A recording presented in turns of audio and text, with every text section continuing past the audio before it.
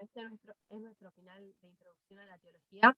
Yo voy a arrancar explicando la unidad 1, que se llama La búsqueda, el hombre es capaz de Dios. Esta unidad parte del deseo natural de las personas, que está focalizada en los vínculos y la consecución de objetivos, y este camino tiene que estar más asociado a los valores que a las necesidades, porque solo así la persona va a poder llegar a ser feliz. Lo que estuvimos viendo en esta unidad es que cómo anhelamos la felicidad y por qué la anhelamos, y encontramos que hay valores que conducen a la felicidad. Estos serían valorar las cosas pequeñas, ser generosos y pensar más en los otros, hacer mucho con lo poco que se dispone y concentrar nuestra atención en cada momento de la vida. O sea, son simples gestos que nos pueden acercar más a ese camino que anhelamos, ¿no? Pero aunque en realidad en la vida no todo son cosas buenas, sino que también nos encontramos con sufrimiento, obstáculos y la negatividad de la vida, donde se dividen dos tipos de experiencias: las experiencias límite, que son esas experiencias donde se alcanzan los límites de nuestro ser y de las que no se puede escapar, y esto se acompaña de sufrimiento y dolor, y al estar expuesto a estas crisis, el hombre como que esto puede hacer cuestionar por el camino y el sentido de la vida al que está siguiendo. Y por otro lado están las experiencias cumbres, que son las contrarias, ya que estas experiencias posicionan al hombre o hacen que el hombre se encuentre en armonía y bienestar con uno mismo y con los demás, y que pueda sentir como esa sensación de felicidad. Y todo esto se relaciona con la experiencia religiosa, que es esta experiencia íntima divina, ya que cada momento y cada experiencia nos va marcando nuestra vida de fe, y hay situaciones en las que nos podemos alejar de Dios, de esa fe, eh, que acá estarían como apareciendo estas experiencias límites, por ejemplo, la muerte de un ser querido, y por otro lado, eh, hay otras situaciones en las que nos podemos acercar a Dios, eh, donde estarían estas experiencias cumbres, por ejemplo, un retiro o una misión. Y lo que también vimos es que hay distintas culturas, y que cada una tiene una creencia diferente, eh, y acá nombré las distintas culturas: teísmo, politeísmo, ateísmo, agnosticismo, deísmo, hinduismo y budismo. Por ejemplo, el teísmo afirma que hay un Dios creador de todo el universo, y que tiene una injerencia en la vida cotidiana del hombre. El politeísmo se basa en la creencia de que existen varios dioses, y el ateísmo considera que las personas que no creen en Dios eh, ni en las religiones proyectan su fe hacia sí mismos o hacia otras personas. Cambia si querés. Bueno, yo voy a hablar de la unidad 2. Esta unidad expresa cómo es que Dios se revela a sí mismo, y para esto se detiene la experiencia de Israel, comenzando por figuras como Abraham, personaje a quien Dios le había hablado, acompañaba y con quien selló una alianza, en la cual Dios se compromete a proteger a Israel y el pueblo a no tener otro Dios más que él. A medida que Israel fue cobrando un carácter sedentario, con ellos la autoridad política y religiosa se fue centralizando también, construyéndose así el imponente Templo de Jerusalén. En el fragor de este proceso de consolidación nacional, se van a dejar de cumplir algunas leyes socio-religiosas que van a llevar a un progresivo desequilibrio social, donde se van a sacar provecho de los más vulnerables. Y bueno, como consecuencia de esto, un movimiento profético denuncia estas injusticias originadas por el alejamiento de la alianza y preanuncia el inminente castigo de Dios a través de la destrucción del templo. También establece que, pagados sus pecados e inquietudes, Israel será siervo de Yahvé, y que Israel tendrá la misión de dar a conocer su nombre en medio de los pueblos, para que en el día de Yahvé reconstruyan Jerusalén y den culto al único y santo Dios del universo. Y bueno, todo esto genera fuertes y diversificadas expectativas mesiánicas. Más adelante, en plena expansión romana, en tiempos de Augusto, nacerá Jesús, a quien a sus 33 años será crucificado, y los cristianos decían que Jesús de Nazaret, un profeta poderoso en palabras y signos, había resucitado de entre los muertos. Bueno, frente a esto comenzaron a crearse testimonios escritos que iban organizando el material disponible, ¿no? Iban organizando los dichos, hechos y gestos que se recordaban y se transmitían de forma oral de y acerca de Jesús. Y bueno, estos testimonios escritos se convertirán luego en los actuales 4 evangelios, los cuales cada uno conserva un estilo y perspectiva propia, y a través de esto nos revela el amor de Dios. Bueno, yo tengo la unidad 3, que es la palabra de Dios en las Sagradas Escrituras y en la tradición de la Iglesia. Claramente esto trata sobre la Biblia.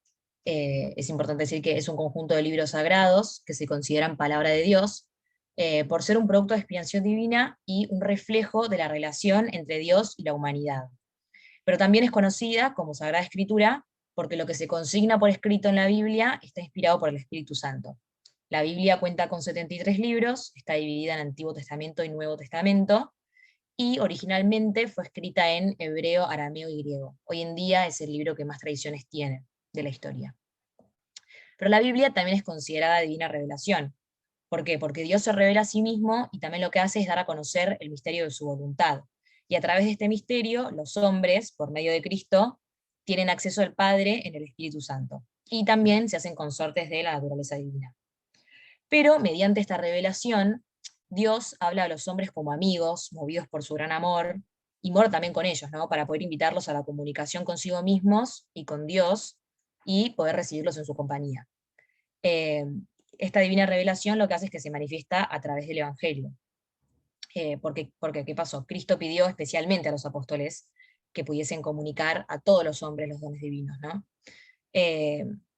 Pero a través de la sagrada tradición de la Iglesia es que también se lleva a cabo esto que hacen los apóstoles de poder transmitir íntegramente la palabra de Dios. Porque a ellos se les confía a través de Cristo y por el Espíritu Santo para que la puedan guardar fielmente y la puedan exponer, difundir y predicar. Pero por otro lado, el magisterio eclesiástico es el único encargado de una interpretación auténtica de la escritura, ¿no? Que tiene dos roles: actuar como si fuese un juez que condena las interpretaciones que son erróneas, pero también guiar en el buen camino y ofrecer orientación hacia la verdadera interpretación, porque siempre se trata de poder interpretar de la manera más auténtica posible. Y también es importante decir que los padres de la Iglesia son aquellos escritores eclesiásticos de la antigüedad cristiana que la Iglesia considera como testigos calificados de la fe, porque reúnen algunas características importantes que los pueden inspirar, digamos, ¿no? Estas características son la ortodoxia en la doctrina, la santidad en la vida, la antigüedad y el reconocimiento por parte de la Iglesia, claramente. Y después también el Nuevo Testamento tiene claramente muchos libros, pero los más importantes y los que vimos en la cursada son Mateo, Marcos, Lucas y Juan. Mateo fue escrito en el año 70 para los cristianos provenientes del judaísmo, y ahí Jesús es presentado como el nuevo Moisés, que trae la nueva ley con la autoridad de Dios. Marcos es un evangelio que es más bien escaso, en el que se muestra a Jesús como el que puede derrotar al diablo, y lo hace con signos espectaculares. Y acá es como que se presenta el dramatismo de la pasión. Después, por otro lado, tenemos a Juan, que es del año 80, más o menos hasta el 100, y habla para Asia Menor y el judaísmo, y lo que hace es presentar a Jesús como un padre que es el camino, la verdad y la vida.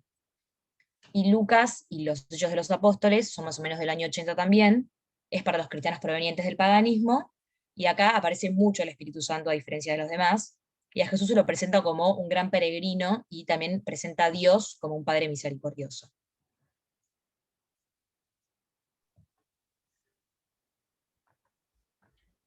Bueno, luego de haber estudiado el contexto, lo que contiene y cómo se transmite la Sagrada Escritura, es importante saber cómo interpretarla, y eso es lo que vimos nosotros en la unidad 4. La palabra de Dios nos muestra cómo hay un Dios que se revela y sale al encuentro del hombre para invitarlo a vivir en su familiaridad y darle la vida eterna. La Biblia nos muestra cómo Él viene con intención salvadora.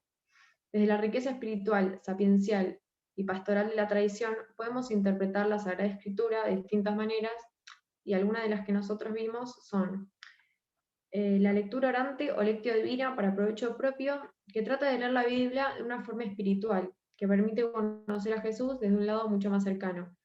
El Papa Benedicto XVI recomienda esta práctica, que quiere decir lectura de Dios, y dice: la lectura asidua de la Sagrada Escritura, acompañada por la oración, permite ese íntimo diálogo en el que a través de la lectura se escucha a Dios que habla, y a través de la oración se le responde con una confiada apertura del corazón. Luego, la homilía es otra forma de predicación que se dan en las iglesias, con la particularidad de estar en el interior de una acción litúrgica. La lectura teológica también es una, y este enfoque comienza con el texto y se pregunta sobre qué dice la Biblia en el mismo. Busca que uno se pregunte cosas, relea el texto para ir descubriendo palabras y nuevos conceptos de la Biblia. El estudio teológico exegético, en diálogo con otras disciplinas del lenguaje, es otra forma. La exégesis tiene por lo menos 3 ingredientes indispensables, que son la interpretación gramática, histórica y teológica. Y al integrar estos 3 elementos, ayuda a que el cristiano tenga un deseo de profundizar más para poder entender las distintas escrituras de la Biblia. Por último, la lectura es de la catequesis. Esta está siempre unida a la Sagrada Escritura y tiene como misión dar a conocer la palabra de Dios, que contiene mensajes de salvación. Bueno, de todos modos, estas no son las únicas interpretaciones que hay, sino son en las que más nos enfocamos nosotros. La palabra de Dios alimenta la vida de los que somos creyentes y la de la Iglesia. Interpela, ilumina y orienta la fe y el camino de los cristianos, en su paso a paso por la historia, ayudándoles a ir descubriendo en el medio de las vicisitudes de la vida y en el diálogo con el mundo. Pasa a la otra.